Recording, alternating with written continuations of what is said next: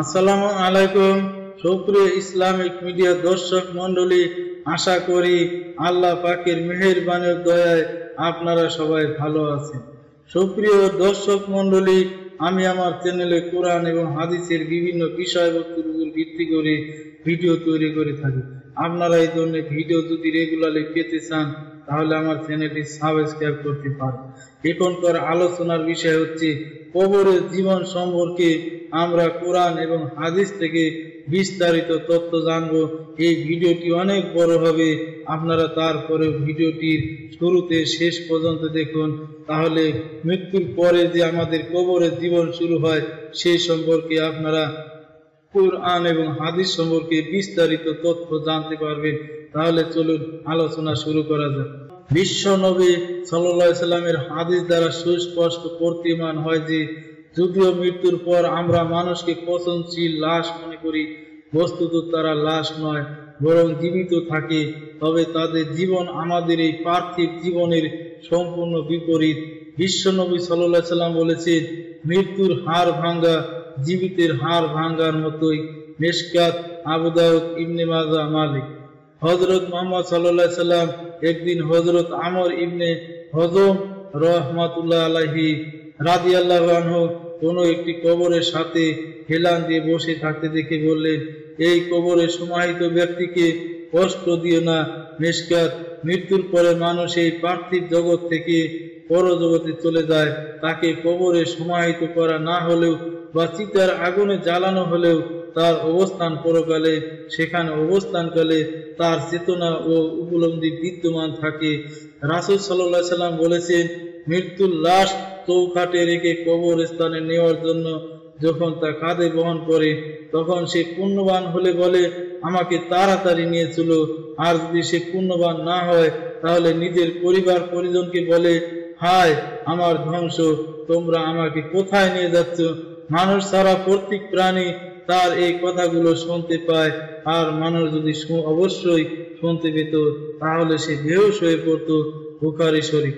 মৃত্যুর পর থেকে কিয়ামত সংঘটিত হওয়ার পূর্ব পর্যন্ত মানুষের জীবনে যে সময় অতিবাহিত হয় তাকে বরজাখ বা কবরের জীবন বলে।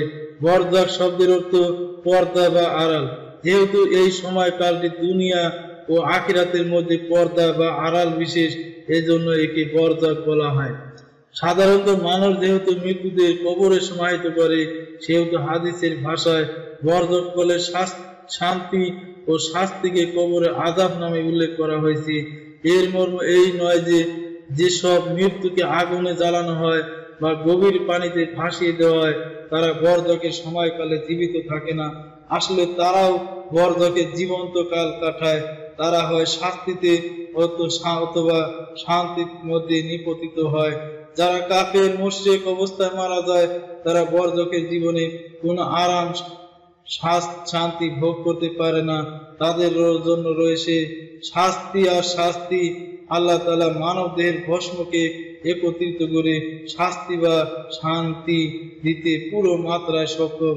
হাদিসে আছে, পূর্ব জামানায় এক ব্যক্তি খুব গুনাহের কাজ করত।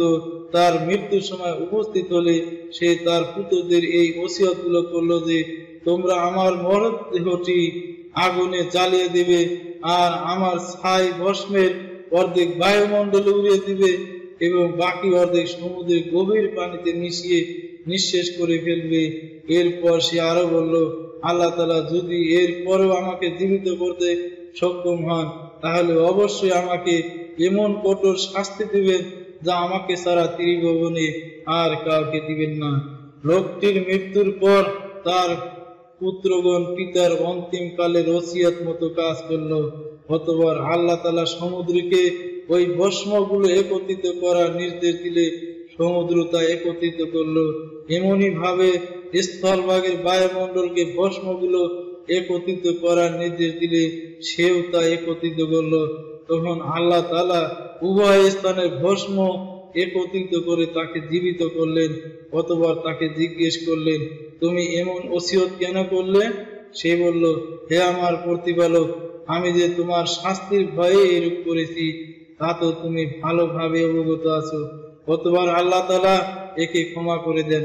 বুখারী ও মুসলিম। হাদিসের বর্ণনা দ্বারা এও জানা যায় যে মৃত্যুর পর মুমিন বান্দারা একে অপরের সাথে দেখা করতে সক্ষম। আর নবাগত মৃত্যু মুমিন ব্যক্তির কাছে অপরাপর মুমিন ব্যক্তিরা জিজ্ঞাসা করে, অমুকের অবস্থা কি, সে কি অবস্থায় আছে। হযরত সাঈদ ইবনে জুবায়ের রাহমাতুল্লাহ আলাইহি বলতেন, কারো মৃত্যু হলে কবরের জীবনে তার মৃত্যু সন্তানেরা তাকে এমন ভাবে সম্বরণ জানায় যেরূপ পার্থিব জীবনে কোন বহিরাগত লোককে সম্বর্ধনা জানানো হয় সরহে সুদূর। হযরত সাবেত বানানি বলেছেন, কারো মৃত্যুর পর কবর জীবনে তার পূর্বে মৃত্যু নিকট আত্মীয়গণ তার কাছে এসে তাকে ঘিরে ধরে। তারা পরস্পর এত বেশি খুশি হয় যেমন পার্থিব জীবনে বহিরাগত কারো আগমন হলে তার সাক্ষাতে খুশি হয়ে থাকে সরহে সুদূর। হযরত কায়েস ইবনে কবাইসা রাদিয়াল্লাহু আনহু বলেন, রাসূল সাল্লাল্লাহু আলাইহি ওয়াসাল্লাম বলেছেন, কেউ মুমিন অবস্থায় মৃত্যুবরণ না করলে তাকে অন্যান্য মৃত্যুদের সাথে কথা বলার অনুমতি দেওয়া হয় না। জনৈক সাহাবী জিজ্ঞেস করলেন, ইয়া রাসূলুল্লাহ, মৃত্যুর সাথে কি অন্যান্য মৃত্যুরা কথা বলতে পারে? রাসূল সাল্লাল্লাহু আলাইহি ওয়াসাল্লাম বললেন, হ্যাঁ, কথা বলতে বলেই তদুপরি তাদের পরস্পরের সাথে দেখা সাক্ষাৎ হয় সরহে সুদূর। বুশরাল কাতিব বিলি কাইল হাবিব সৈয়দ নবী পত্নী হযরত আয়েশা রাদিয়াল্লাহু আনহা বলেন, রাসূল সাল্লাল্লাহু আলাইহি ওয়াসাল্লাম বলেছেন, যে ব্যক্তি তার মুসলিম ভাইয়ের কবর জিয়ারত করে এবং তার কবরের পাশে বসে কবরে সমাহিত ব্যক্তি তাকে তার সালামের জবাব দেয় এবং জিয়ারতকারী চলে আসা পর্যন্ত তাকে চিনতে ও বুঝতে সক্ষম হয়। ইবনে আবি দুনিয়া সরহে সুদূর। হযরত ইবনে বাশার রাদিয়াল্লাহু আনহু বলেছেন, আমি রাসূল সাল্লাল্লাহু আলাইহি ওয়াসাল্লামকে জিজ্ঞাসা করলাম, হে আল্লাহর রাসূল, মৃত্যুরা কি একে অপরকে চিনতে পারে? তিনি বললেন, তোমার কল্যাণ হোক মুতমাইন আত্মা, যেসব মুমিনের আত্মা আল্লাহ তাআলার উপর সন্তুষ্ট থাকে তা জান্নাতে সবুজ পাখি হৃদয়ে অভ্যন্তরে অবস্থান করে। এখন বুঝে নাও, পাখিরা যদি বৃক্ষে থাকতে একে অপরকে চিনতে পারে, তাহলে মুমিনের আত্মা সমূহ একে অপরকে চিনতে পারবে। ইবনে সায়াদ সরহে সুদূর। হযরত আবু সাঈদ খুদরি রাদিয়াল্লাহু আনহু বলেন, রাসূল সাল্লাল্লাহু আলাইহি ওয়াসাল্লাম বলেছেন, যে ব্যক্তি কোরআন মাজিদ পাঠ শিক্ষা শুরু করে শেষ করার পূর্বে মারা যায়, কবরে একজন ফেরেশতা তাকে কোরআন মাজিদ শিক্ষা দেন, আর সে আল্লাহ তাআলার সাথে এমন অবস্থায় সাক্ষাৎ করবে যখন সে সম্পূর্ণ কোরআন মাজিদের হাফেজ হবে সরহে সুদূর। যারা এই পার্থিব জীবন পুণ্যময় কর্মে অতিবাহিত করেন এবং মৃত্যুর পরে জীবনের প্রতি দৃঢ় বিশ্বাস পোষণ করেন, এই দুনিয়ার প্রতি তাদের মন আকৃষ্ট হয় না, তারা ইহকালের চেয়ে পরকালের জীবনকে বেশি প্রাধান্য দেয়। আর যারা পার্থিব জীবনকে খারাপ ও অন্যায় কাজে অতিবাহিত করে, তারা মৃত্যুর কথা স্মরণে ভয় পায়। সুলাইমান ইবনে আব্দুল মালিক আবু হাজিম রহমতুল্লাহ আলাইহির কাছে জিজ্ঞেস করলেন, আমরা মৃত্যু সম্পর্কে কেন ভীত হই, বলবেন কি?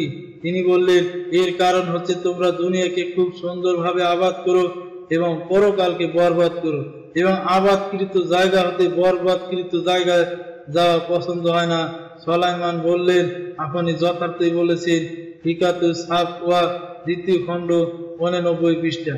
কবর জীবনের প্রতি যে সন্দেহাতীত ভাবে বিশ্বাস রাখে এবং নিজের পুণ্যময় কর্মের প্রতিদানে সেখানে ভালো অবস্থায় থাকার আশা পোষণ করে আর মনে করে যে পার্থিব জগতের ভাই বন্ধু আত্মীয় স্বজন পরিত্যাগ করে চলে যেতে হবে, কবরের জীবনে বন্ধু ভাই বন্ধু আত্মীয় স্বজন পরিবার বর্গ সাথে দেখা লাভ করবে, সাক্ষাৎ লাভ করবে।